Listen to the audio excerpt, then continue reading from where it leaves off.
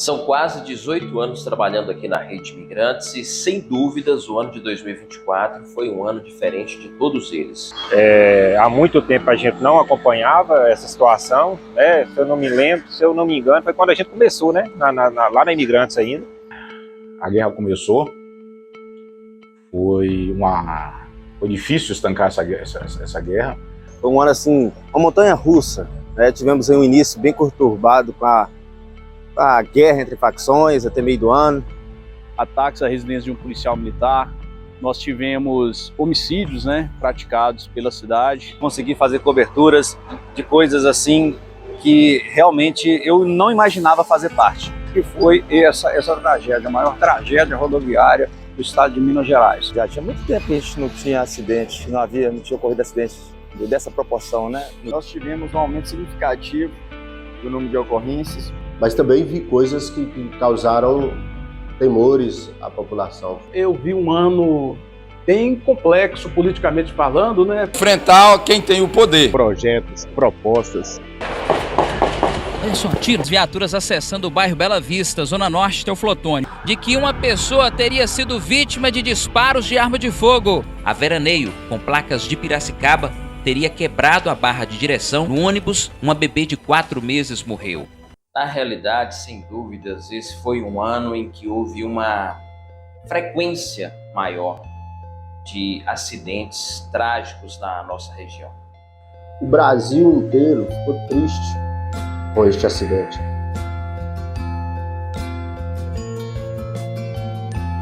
É a maior de todos.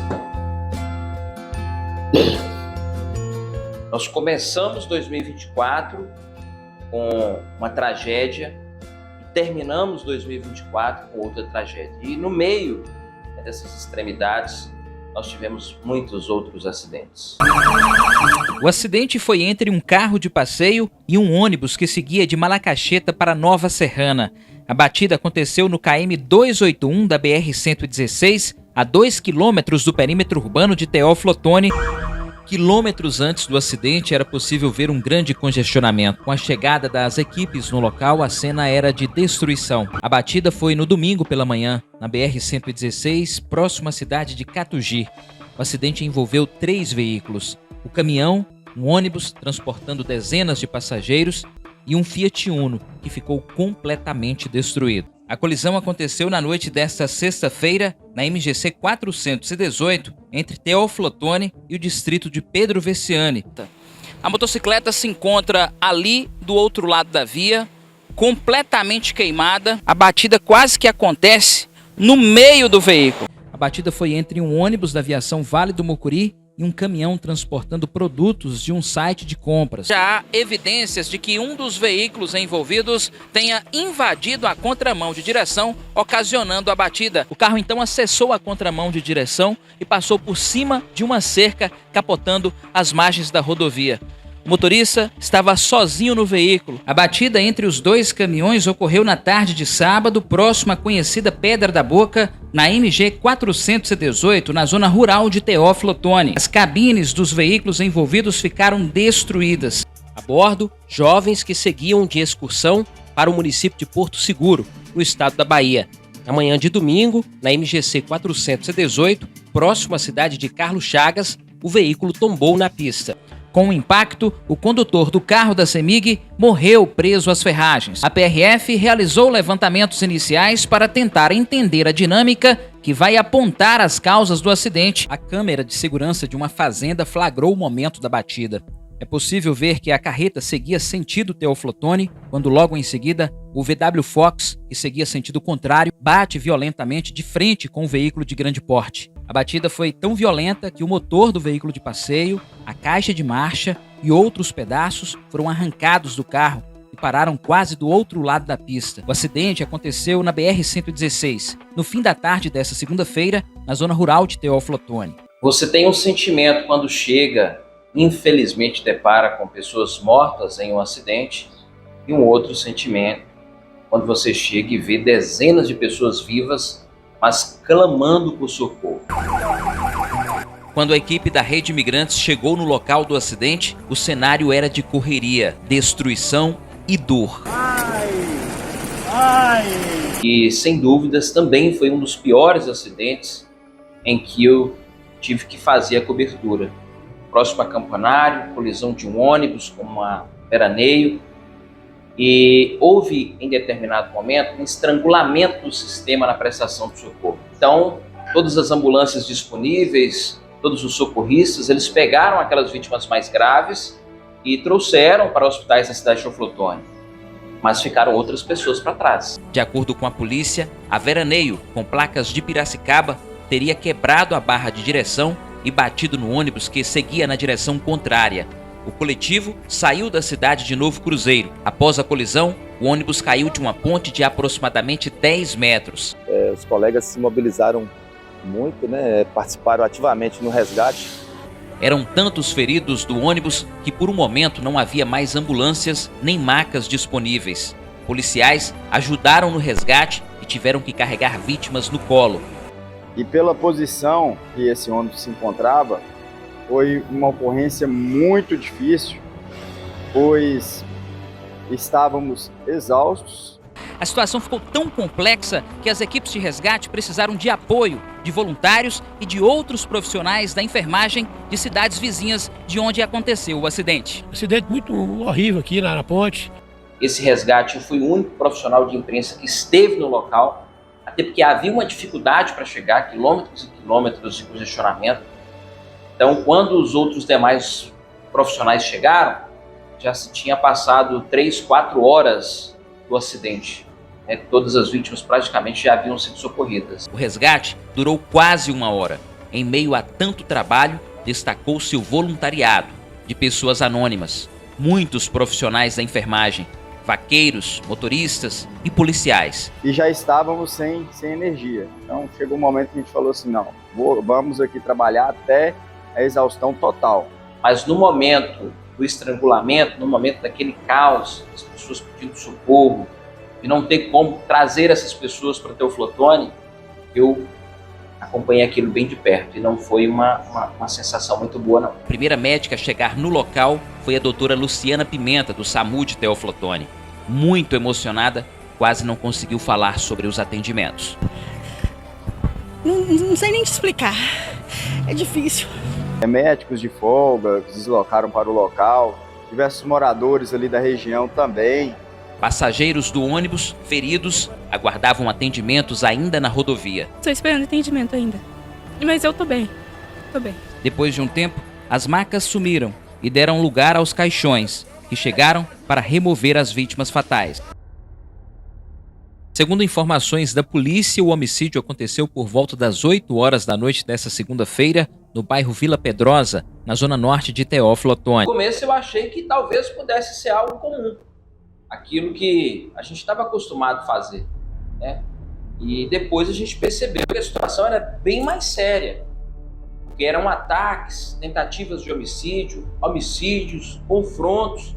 Isso nos trouxe uma certa surpresa pela quantidade de ocorrências seguidas, mas também muita preocupação. O crime aconteceu na manhã de sábado na Rua Miriam, no bairro São Cristóvão, na zona norte de Teoflotone. Por essas lideranças covardes que não têm coragem de deixar o morro lá no Rio de Janeiro, não têm coragem de virem a Minas Gerais, porque sabem que aqui serão presos. O crime aconteceu no início da noite de domingo, no bairro Belvedere, em Teoflotone. A polícia foi chamada depois que tiros foram ouvidos no local. Os corpos foram encontrados espremidos entre um carro e uma parede de um estabelecimento, um em cima do outro, como se estivessem tentando esconder dos tiros. A gente acompanhou uma época aqui de muitos homicídios, depois deu uma trégua, quietou, uma tranquilidade de uns 10 anos mais ou menos, e agora essa normalidade que assim, a gente trabalhou bastante nesse período de fevereiro, março, abril. Foi algo assim que me chamou muita atenção. E acompanhar o trabalho da Polícia Civil, o trabalho da Polícia Militar, com atualizações a todo tempo de o que acontecia de manhã, à noite o número de homicídios subia. Por isso, esperneiam, gritam, soltam foguetes, mas nada mais é do que barulho. Barulho até uma criança de 3, 4 anos faz. Nós tivemos ocorrências de invasões a bairros, ações que só foram vivenciadas quanto da ação de grupos criminosos do Novo Cangaço, principalmente no estado de Minas Gerais, ataques à residência de um policial militar, nós tivemos homicídios, né, praticados pela cidade. É neste momento em que uma moto se aproxima. O garupa saca a arma e efetua vários tiros. O rapaz corre, mas já é tarde. Ele foi atingido e ferido gravemente, não resiste e morre no local. E nós conversávamos com as pessoas também faziam questionamentos para a imprensa, preocupadas com a situação, temerosas, né, e muitas até questionavam, mas e a polícia? Será que não precisa agir com um pouco mais de efetividade? Olha, passamos um período que a população tinha medo de sair de casa. Né? Você andava na rua à noite, não tinha ninguém. A população se sentia insegurança. Foi uma guerra difícil de estancar.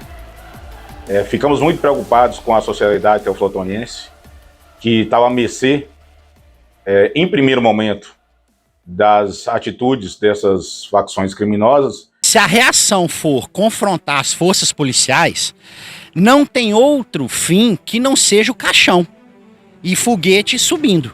Se a reação for essa, vai acontecer isso. A polícia age dentro da legalidade. Nós queremos esclarecer crimes e prender os criminosos para que eles sejam julgados. Essa é a nossa intenção. E a gente só persegue quem comete crime. É isso que a gente vai fazer. Ainda que tombe um policial, virão 10, virão 20. Então, não há vitória contra o Estado, isso é certo. Em Teófilo Otoni não é lugar seguro para nenhuma organização criminosa. E se a reação for essa, vão ter que soltar muito foguete. No Morro do Eucalipto, os tiros aconteceram minutos após a primeira ação dos criminosos. O homicídio foi registrado na rua Coronel Ramos, no bairro de Fátima, no início da noite dessa quinta-feira, dia de Corpus Christi. E as pessoas estavam naturalmente preocupadas, assustadas com a onda de violência, com as ocorrências de disparos de arma de fogo. E teve gente até que nos questionou, será que a polícia não está com medo disso tudo? Nós não nos sentimos acuados, certo?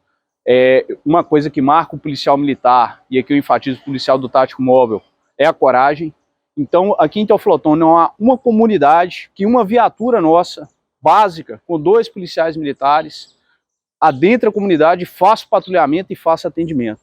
Medo, polícia não pode ter medo. Não existe a palavra medo no rol de palavras da polícia, principalmente da polícia civil. O policial que tiver medo de vagabundo, de bandido, ele não serve para ser polícia. E com certeza eu não tenho dúvida que esses indivíduos serão logo presos e claro, serão presos se não enfrentarem a polícia. Enfrentando a polícia, por fim, pode ser bem pior. Os desafios que nós tivemos, principalmente por conta da velocidade da informação, que cada dia é maior, e aí a velocidade nem sempre está aliada à questão da qualidade e a fidelidade dos fatos. É que, infelizmente, são poucos, mas órgãos de imprensa que não são sérios têm reproduzido vídeos como se fossem em Teófilo Otoni, que na verdade não são.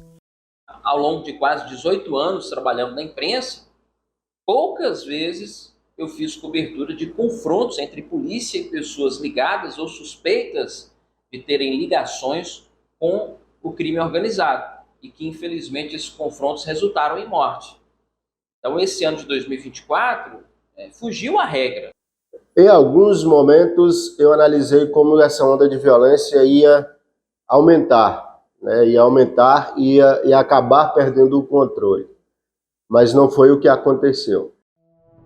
Uma noite de domingo movimentada na zona norte de Teófilo Otoni. A polícia militar realizava uma operação aqui no bairro Joaquim Pedrosa, quando, segundo informações, as equipes foram recebidas a tiros. A polícia militar recebeu informações de que suspeitos estavam no interior de uma casa no bairro São Benedito, na zona sul da cidade. Um indivíduo que já ameaçou várias autoridades públicas, né? Os policiais realizaram buscas na casa e localizaram armas, munições e até uma granada.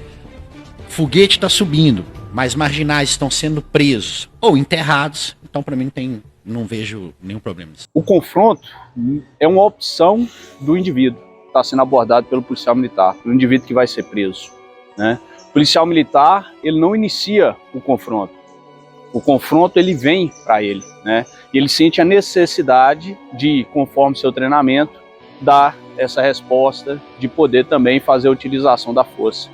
E nesses confrontos que nós tivemos aqui, realmente, todos eles foram localizadas armas de fogo pertencentes e utilizadas por esses marginais em algumas ocasiões que chegaram a disparar contra os nossos policiais militares. Durante essa abordagem, os indivíduos atentaram mais uma vez contra as guarnições policiais e de pronto foi revidado para garantir a integridade dos militares. A gente fica impactado com a ousadia, né, dos marginais de chegar e executar pessoas em plena luz do dia, Novo Horizonte, ou melhor, lá no Eucalipto, por exemplo, os caras se vestiram de policial. A vítima, a bordo de uma moto na cor branca, acessou o corredor Gazinelli. O local fica na zona sul de Teófilo Otoni. Logo na entrada, ele foi alvejado com disparos de arma de fogo e caiu mais à frente. A imagem aqui no interior da residência é assustadora. Toda a casa foi revirada aqui no interior, paredes quebradas, móveis destruídos e derrubados. Imaginamos os momentos de tensão e de horror vividos por essa idosa nas mãos desses criminosos. A vítima retorna pela calçada em direção à loja. Os dois indivíduos já estão do lado de cá. O rapaz se aproxima dos dois quando um deles saca a arma e efetua os disparos. A vítima corre, atravessa a rua e a impressão é que ele já estava baleado. O rapaz cai no chão e o autor chega e efetua vários disparos na região da cabeça. Por volta das 13h30 de sábado, na rua Rashid Randeri, no bairro Bela Vista, em Teófilo Otoni. No local foram efetuados vários disparos de arma de fogo contra a vítima. Aí tem aquele ditado: toda ação provoca uma reação. Então, quando foi desencadeada essa onda de violência, do outro lado veio a polícia realizando as operações. Já começamos aqui a ver a movimentação das viaturas e a informação inicial é que armas de fogo, drogas e munições foram encontradas. Isso aqui é um fuzil 5.56 compacto. As operações foram muito exitosas, conseguimos tirar do seio da sociedade vários criminosos. Equipe da Rede Imigrantes, na manhã dessa sexta-feira, acompanhando o deslocamento da Polícia Militar em direção ao Morro do Eucalipto. Esse indivíduo abordado, segundo consta, ele estava armado. Os da Polícia Militar continuam. Nós estamos aqui na região das Casinhas do Viriato. A operação aqui é constante, capitão. Nós estamos fazendo uma operação constante. Foram apreendidas e a equipe da Rede Imigrantes acompanhando a incursão bem de perto. É um momento de muita atenção, muito cuidado. E quando eu falo que 2024 foi diferente, foi porque ao longo dos meus quase 18 anos aqui na Rede Imigrantes, eu estive em várias operações tensas, mas nada se comparou ao que eu vivi no ano de 2024. Inclusive ficar em meio à troca de tiros. Olha só, vamos sair da linha de tiro, sai da linha de tiro. Vamos passar aqui, Brito. Passa aqui. Neste momento, tá tendo tiros aqui no bairro Fredimas, os policiais descendo correndo aqui. Vamos sair da linha de tiro. O policial passando correndo aqui agora. Olha só, mais policiais passando correndo aqui. Olha só, tiro. Troca de tiros neste momento, Leandro. Abaixa aqui, Leandro. Abaixa aqui. Troca de tiros neste momento. Disparos de arma de fogo. Vamos sair, vamos ficar aqui do canto aqui, Leandro. Mais tiros. A todo instante é possível. Olha aí. Policiais correndo. Durante a operação, a Rede Imigrantes acompanhava o cerco aos indivíduos que estavam sendo procurados, quando um deles foi visto dentro de um matagal nas proximidades. Correria e, de repente, tiros.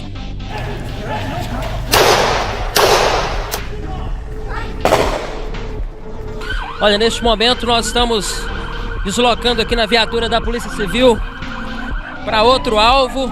Os trabalhos continuam. Olha aqui, a equipe do Tático Móvel já desembarca no bairro Novo Horizonte. Olha só, polícia que corre sempre o risco, né, de ser recebida com disparos. Agora os policiais, eles vão acessar aqui uma via onde vão ficar de frente para uma área aberta para poder... Temos uma manobra aqui mais ousada, mais arriscada. Possivelmente, se for com um piloto inexperiente, o barco vira. Né, que geralmente a gente vê uma situação em que nós temos que voltar repentinamente.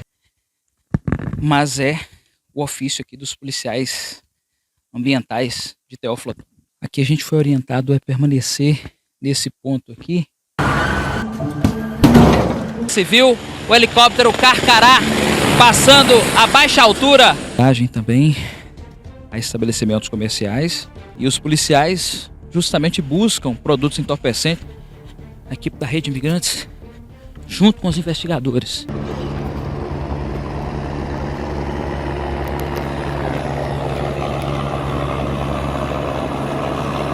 Nós temos algumas siglas marcadas em alguns pontos da rua. CV, que segundo a polícia, trata-se da abreviatura do Comando Vermelho. Momento mais tenso, porque eles vão acessar a residência. Vamos ouvir.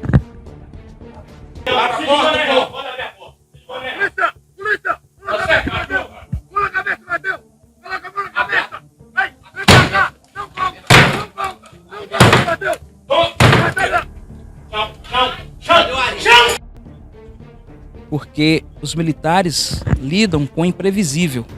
Foram muitas apreensões de armas e drogas em 2024. Sim, foram apreendidas maconha, né?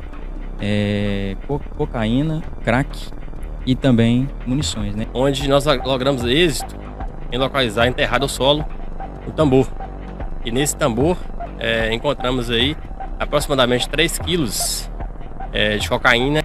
E no interior da sacola nós encontramos aí mais de 500 pedras semelhantes ao crack. Então, a partir do momento que a gente teve conhecimento da inserção dele na facção do Morro do Eucalipto, a gente passa a acompanhar e monitorar esses indivíduos. Ali foi encontrado vasta quantidade de drogas, dinheiro, foi encontrado também um colete balístico com placas de cerâmica, diga-se de passagem.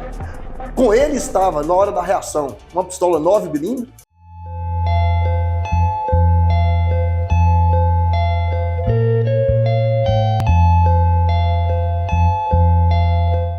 Eu cheguei por volta das 5 horas da manhã no local e o cenário era assustador. A colisão envolveu um ônibus da aviação Entran, uma carreta bitrem transportando blocos de granito e um carro de passeio. Que foi essa tragédia, a maior tragédia rodoviária do estado de Minas Gerais. Tristeza, né? A gente não espera nunca ter que lidar com essas situações. No momento já tinha uma ideia de que poderia ser uma das maiores tragédias do Brasil. E logo que o dia amanheceu, eu pude perceber a quantidade de corpos carbonizados fora do ônibus. E por algum motivo eu comecei a contar. Quando eu cheguei no número de 18 corpos carbonizados, veio aquela sensação ruim. E aí sim eu tive a percepção da tragédia. De acordo com a polícia, o ônibus seguia do estado de São Paulo para a Bahia. Algumas passagens foram encontradas para a cidade de Vitória da Conquista, outras para Elísio Medrado, ambas no estado da Bahia. Mas ao certo, não foi divulgada a rota do coletivo. Maior de todos.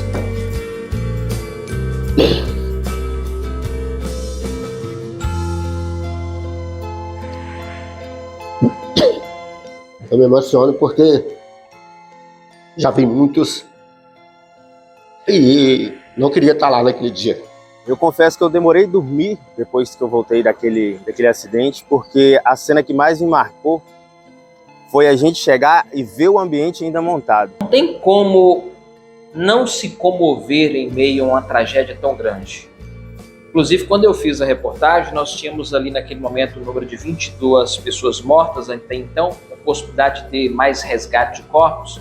E eu citei na reportagem. Esse pode ser o maior ou ficar entre os maiores acidentes já registrados no estado de Minas Gerais em se tratando de número de mortos. E são pessoas que eu não conheço.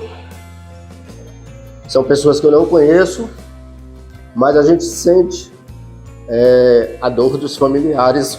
Realmente ficou marcado para mim, né? Crianças carbonizadas, eu tenho uma filha de 5 anos, então você imagina uma criança gritando pela mãe, como foi relatado por algumas testemunhas. Várias pessoas do ônibus também foram socorridas com ferimentos e levadas para hospitais da cidade de Teófilo Otoni. O número oficial de pessoas mortas não foi divulgado, mas pode chegar a quase 30. Mais de 20 corpos já haviam sido retirados das ferragens. Outros ainda estavam dentro do ônibus. E por ali a gente já começava a sentir que realmente era algo que seria notícia, repercussão, não só no Brasil, mas pelo mundo afora. Eu entendi que estaria participando ali realmente de uma das ocorrências que mais vitimou pessoas em rodovias. A gente vê as pessoas desesperadas, na verdade, né? Famílias de longe, a maioria das vítimas são de São Paulo, para o Nordeste, não são pessoas da região. O trânsito ficou interrompido nos dois sentidos. Quilômetros de congestionamento se formaram. Quase 30 profissionais da segurança pública atuaram nesta ocorrência. Sem dúvidas, o pior acidente que eu, enquanto profissional de imprensa, cobri, acompanhei. E ali no entorno também muita gente incrédula, ainda com tipo anestesiadas do tamanho da tragédia que se abateu aqui na BR-116.